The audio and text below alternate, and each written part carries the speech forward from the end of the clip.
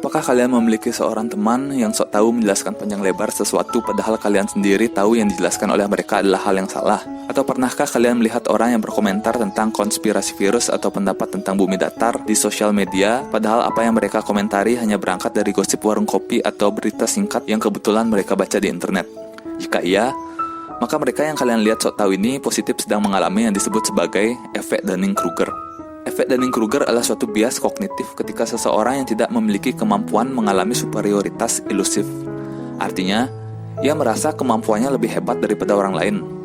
Bias ini diakibatkan oleh ketidakmampuan orang tersebut secara metakognitif untuk mengetahui segala kekurangannya. Teori Dunning-Kruger Effect dikembangkan oleh dua profesor psikologi dari Cornell University, yaitu David Dunning dan Justin Kruger pada tahun 1999. David dan Justin awalnya terinspirasi kasus MC Arthur Wheeler, kasus tentang seorang pria yang merampok dua buah bank yang menutupi wajahnya dengan perasan air jeruk dan yakin bahwa wajah mereka akan tidak terlihat dan tidak terekam oleh kamera pengawas. Sama seperti menulis dengan tinta perasan air jeruk, maka tulisannya akan tidak terlihat dalam pikiran mereka. Dalam penelitian Dunning dan Kruger, mereka melakukan pengujian terhadap partisipan dengan rangkaian tes logika, tata bahasa, dan humor. Hasil dari penelitian ini cukup mengejutkan. Orang-orang yang memiliki nilai rendah cenderung menilai diri mereka mendapat nilai yang tinggi. Sebagai contoh, orang-orang yang mendapat nilai 12% justru menganggap kemampuan mereka sebesar 62%. Hal ini mengungkapkan bahwa tidak hanya mereka kurang mampu mengerjakan tes tersebut, mereka juga tidak mampu menyadari kesalahan yang telah mereka perbuat. Contoh penelitian lain yang serupa dilakukan pada tahun 2018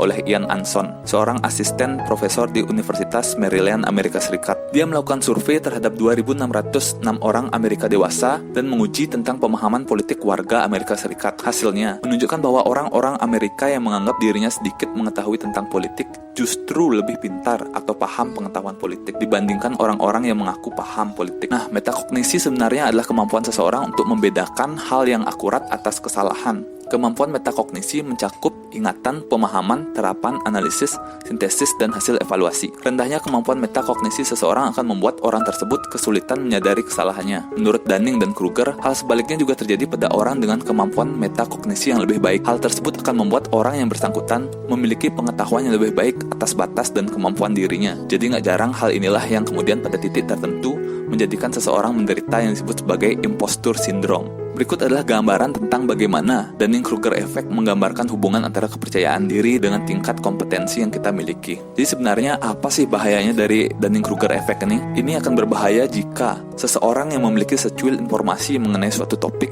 dan merasa dirinya ahli. Ia bisa saja mempercayai informasi yang salah dan dengan percaya diri menyebarkannya pada orang lain. Hal ini dapat menyebarkan hoaks yang dapat menimbulkan terjadinya keresahan masyarakat, terutama dalam situasi yang kurang bagus seperti musim pandemik sekarang ini. Dunning dan Kruger dianugerahi Nobel Prize untuk kategori psikologi pada tahun 2000 atas makalahnya Unskilled and Unaware of It, How Difficulties in Recognizing One's Own Incompetence Lead to Inflated Self-Assessment. Meski efek Dunning-Kruger dipaparkan pada tahun 1999, Dunning dan Kruger telah mengetahui adanya pandangan serupa dari para filsuf dan ilmuwan, termasuk Confucius, yang mengatakan bahwa pengetahuan sejati berguna untuk mengetahui tingkat ketidaktahuan seseorang. Bertrand Russell. Satu hal yang paling mengecewakan saat ini adalah orang-orang yang merasa yakin sebenarnya tidak tahu apa-apa, dan orang-orang yang punya imajinasi dan pemahaman justru penuh keraguan dan rasa bimbang. Charles Darwin yang dikutip di makalah mereka, ketidaktahuanlah yang cenderung menghasilkan kepercayaan diri, bukan pengetahuan. Geraint Fuller mengatakan bahwa Shakespeare pernah menyatakan sentimen serupa di As You Like It. Orang bodoh merasa dirinya bijak, tetapi orang bijak merasa dirinya bodoh. Jadi bagaimana teman-teman? Apakah ada dari kalian yang sedang mengalami Dunning-Kruger Effect? Coba sebutkan di kolom komentar. Oke, jadi itu sedikit bahasan tentang Dunning-Kruger Effect. Pembahasan mengenai bagaimana cara mengatasi Dunning-Kruger Effect akan dibuat dalam video selanjutnya. Jadi jangan lupa subscribe channel ini dan tunggu video selanjutnya. Thank you.